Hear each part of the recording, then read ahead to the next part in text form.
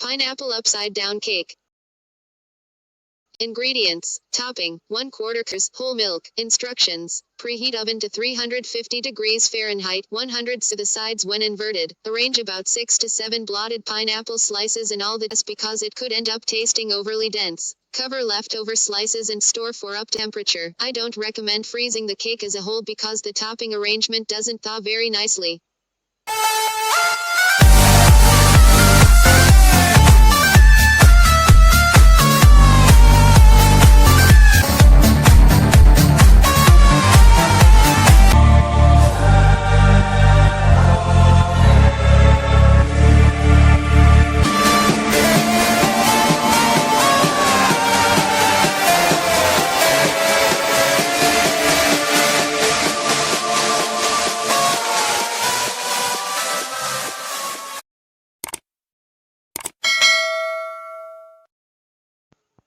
Pineapple upside down cake.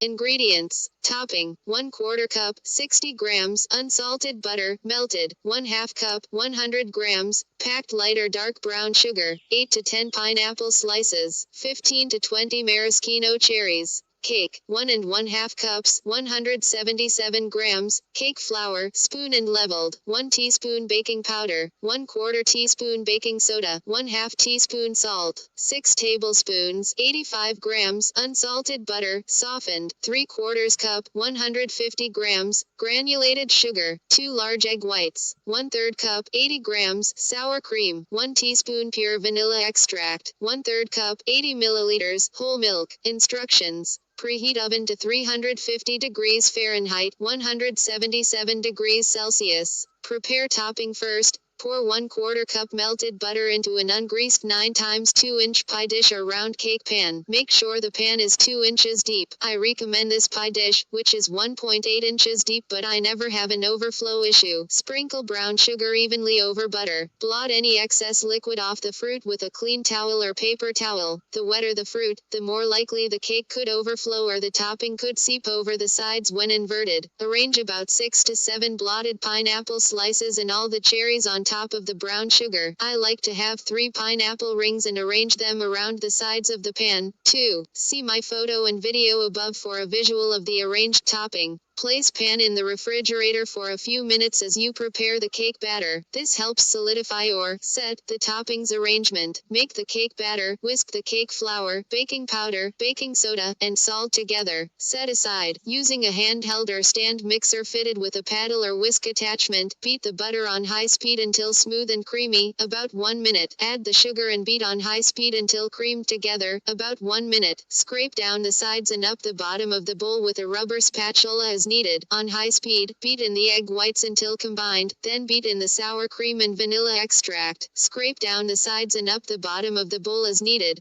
Pour the dry ingredients into the wet ingredients. Turn the mixer onto low speed and as the mixer runs, slowly pour in the milk. Beat on low speed just until all of the ingredients are combined. Do not overmix. You may need to whisk it all by hand to make sure there are no lumps at the bottom of the bowl. The batter will be slightly thick. Remove topping from the refrigerator. Pour and spread cake batter evenly over topping. Bake for 43 to 48 minutes, tenting foil on top of the cake halfway through bake time to prevent the top from over browning before the center has a chance to fully cook. The cake is done when a toothpick inserted into the center of the cake comes out mostly clean. A couple moist crumbs are okay. Don't be alarmed if your cake takes longer or if the cake rises up and sticks to the foil. Remove cake from the oven and cool on a wire rack for just 20 minutes. Invert the slightly cooled cake onto a cake stand or serving plate. Some of the juices from the topping will seep over the sides. That's okay. You can slice and serve the cake warm, but the slices will be messy. I find it's best to cool the cake completely at room temperature before slicing and serving. Do not refrigerate the cake to speed up the cooling process because it could end up tasting overly dense.